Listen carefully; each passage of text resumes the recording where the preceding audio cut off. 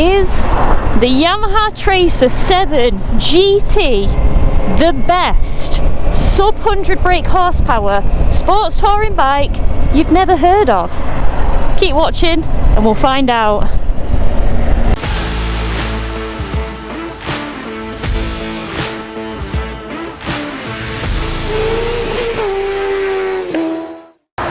Okay, so before we get on with this ride and before I give you guys the reasons why I think the Yamaha Tracer 7 GT could possibly be the best sub 100 brake horsepower sports tourer, I would just like to make a little small announcement. For the rest of 2023 and 2024, I have teamed up with Paddock Motorcycles. Now they are a Yamaha dealership based in Congleton, and I am fortunate enough to work with those guys, and they will be providing me with the array of Yamahas that you will be seeing on my channel in the new year.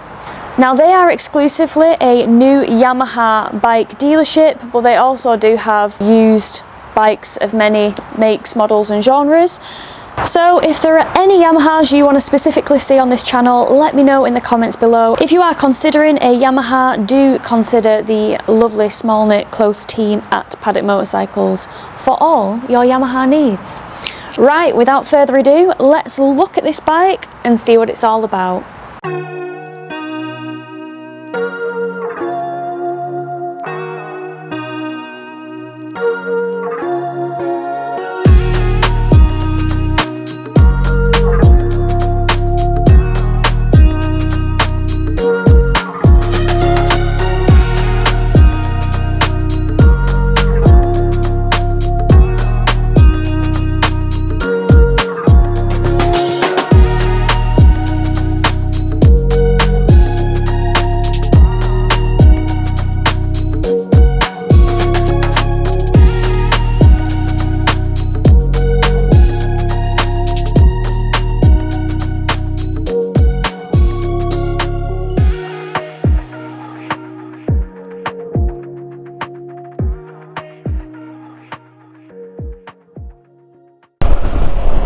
So, I know that a lot of you will have probably heard of the Tracer 7, but one of the things that's compelled me to do a review on the Tracer 7 GT for Paddock Motorcycles is the fact that there's nothing on YouTube about it.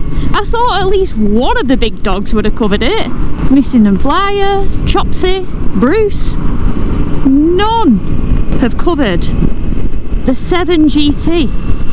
So, I'm no stranger to the CP2 engine from recent escapades on the R7 and the Tenere 700, but it's nice to be able to ride the sport touring model of the range. Now, there's plenty, I say plenty, there's not even a lot of reviews on the Tracer 7. What is different about this bike?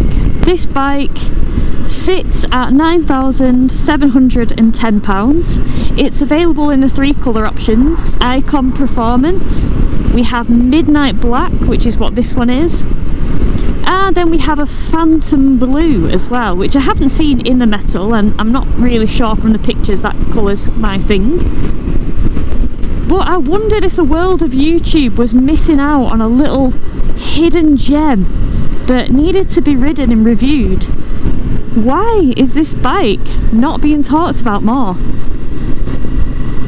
Well, I'd like to try and put it on the map, give it a good go and see what I think about it. Now, Paddock Motorcycles have kindly lent me this bike for 2 weeks, so I'll have that time to really get to grips with it. But so far, just riding it on these roads straight from Paddock Motorcycles, I can instantly tell that I'm going to like it, and I'm going to justify those reasons. One, it's exceptionally small feeling and light feeling as well. Not quite sure how well this strap thing is secured down on this wagon, but oh my goodness, so far so good. It's cold today. I've got some heated kit on, courtesy of Kais. We'll go for Kais. So the Tracer 7, just to start with before you start GTing it, we've got Yamaha's 690cc crossplane twin with lots of on the floor, and we're running this bike in. So we got some fresh tyres. Now they are great tyres. We've got some Michelin Road 6 GTs on here, but also they are brand spanking new, and we got lots of dirt in the middle of the road, so we'll behave.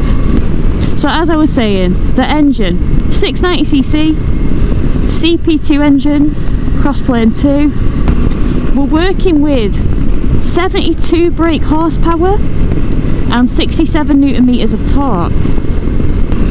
Now this engine could be up there with one of the most reliable engines of all time, and I say that anecdotally from people I know that have had NT07s. So it's awesome that we have it in a nice, comfy, upright, lovely bike. What Yamaha like to do is take an engine like the CP2, the CP3 or the CP4 engine, and then they like to put that engine in lots of different category bikes. For example, with this we've got the R7, which is the sports bike version. We've got the Tenere 700, which is the adventure bike version. We've got the XSR7, which is the quirky, kooky little retro attempt from Yamaha, which I quite like. And then we've got the Tracer 7, which again has that engine, but just in a more sports touring chassis. So we can still hopefully have lots of fun, but we're quite upright. Sorry, I know I'm riding a bit like a fanny Ann today, but we've got brand new tyres, and it is about, well, it was 4 degrees when we pulled up to paddock, and there's lots of crap in the road. You know when you can't tell whether it's crap or whether it's just a different change. But then also there's water, which could be icy, so you know there's lots of things to take into account, which is why I'm riding quite slow. The GT, it's £900 more than the non-GT. Why? Where does that price difference come from? Well, the GT has two 20-litre panniers on either side, of course. It'd be weird if you just had one. It's got a rear carrier plate, almost kind of built in to the subframe for a more rigid subframe, which comes with the bike, so you only need to put a top box on it, as opposed to getting that carrier plate extra. It comes with this tall windscreen, which is approximately 60mm taller than the standard one, and is a bit wider as well. And then we have a comfort seat on this bike, which has Tracer nicely embroidered into it. We've got different foam densities for different parts of your derriere. Nice and slow around here. We don't know how cold it's been overnight in these parts. It can get quite cold around the Peak District. So yeah, this is literally going to be like a bit of a first impressions whilst I scrub the tyres in. I am hopefully going to get some more videos done on this bike, since I do have it for a while. Oh.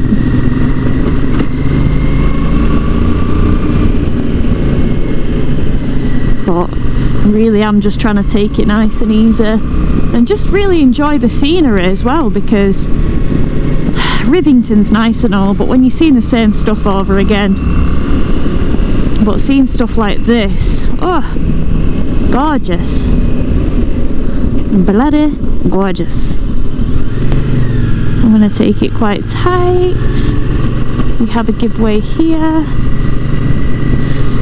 Oh, I think up there is where I stayed with Lily in the peaks. That would make sense. Got a big thing coming up, taking up a fair bit of the road. What have we got tech-wise? Well, we've got a 5-inch TFT, which is colour. Actually pretty snazzy, to be fair. It is a pretty snazzy TFT. Dead easy, clear to read. We've got 2 displays. We've got a street display. We've got a touring display. We don't have anything like cruise control or anything like that. or a quick shifter auto blipper, or even modes. But I feel like bikes at this price point, it's quite rare that you find them equipped with all that stuff, else the prices, they kind of like start outpricing themselves out of the market. Wow, oh my gosh, sweet baby Jesus and the gazelles. Oh, this is simply stunning. Oh, look at this road. Imagine this on a dry day. Optimal grip, not 4 degrees or 5 degrees as it's saying now. It's just simply breathtaking. Wow. Oh, because it's, Jesus Christ, man. Take your life in your hands when you stop at the bottom of a bloody crest. It's a good job it's not summer. Be taken out by an R1 there for sure. Wild man. Oh, just look at all this. It's absolutely breathtaking. But yeah, first impressions, what a stonking, capable bike. So hardware, what have we got? Well, we've got on the GT, we do have some adjustability in the front and the rear suspension, which is pretty nice. We've got preload and rebound compression adjustment. So, you know, that's a bit nice. That's like a bit of something. Brakes, well, we've got twin discs on the front. Yamaha are pretty kind of secretive about, I think, what calipers they put on, because I was on the website trying to look and, you know, it's just like brake calipers. So yeah, I'll really be able to report back to you on the calipers on a proper nice, you know, day when I've not got brand spanking tyres and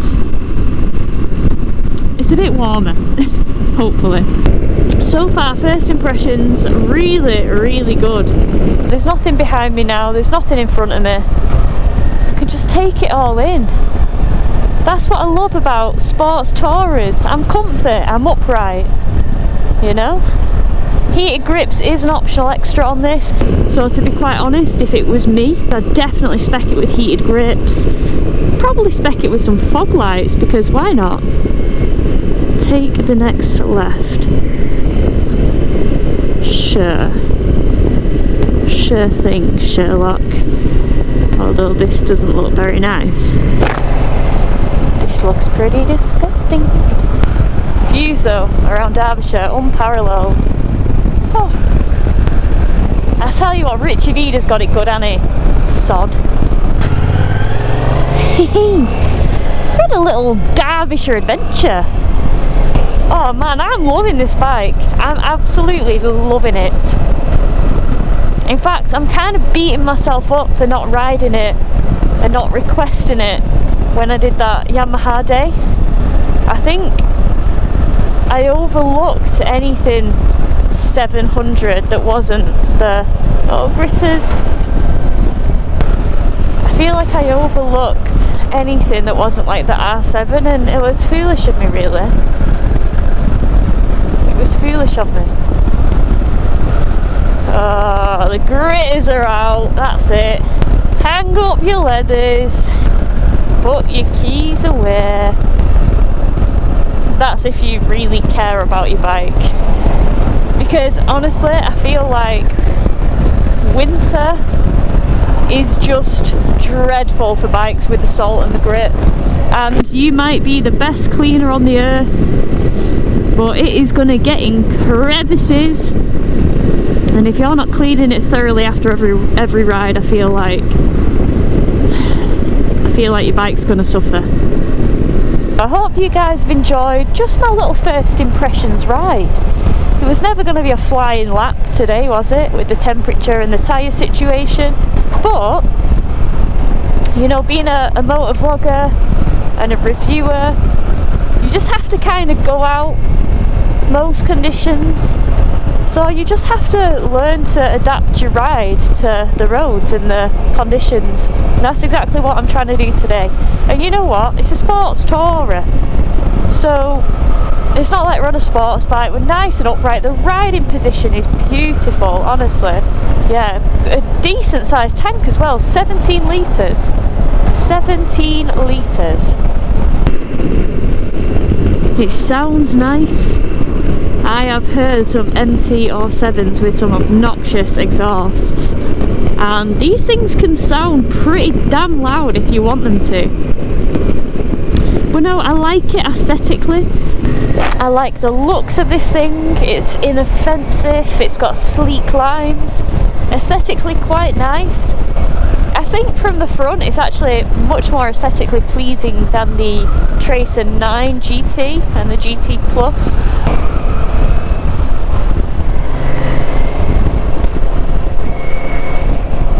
And yeah, I think it's just pretty nice. The handguards are weird, but I rate them. I rate them. Very weird, like little wings, little dragon wings. I like the cockpit, how everything's enclosed. You've got an optional extra for a USB in there. We've got a 12-volt socket. We've got this accessory bar, which I thought was going to be weird to clamp things onto, given that it's a weird shape. It's actually absolutely fine. Lovely, in fact. It is definitely an underrated bike that 100%, in my opinion, deserves more love. 100% deserves more love. So guys and girls, let me know what you think about Yamaha's Tracer 7 GT in the comments below. If you're an owner, please comment down below your experiences of this bike, what you like, what you don't like. Again, it just helps broaden that knowledge pool so that people can make better decisions when buying new bikes. Once again, a huge thank you to Paddock Motorcycles for loaning me this bike. I've got a feeling this team up is going to be fantastic for the new year. They've given it me for 2 weeks so I can get a proper good understanding of the bike. So again, if you have any more questions about it, let me know in the comments. I'll certainly try and answer them if I haven't managed to cover it in this video. If you like what you've seen, please hit the subscribe button and I'll see you guys on the next one. Take care. Bye.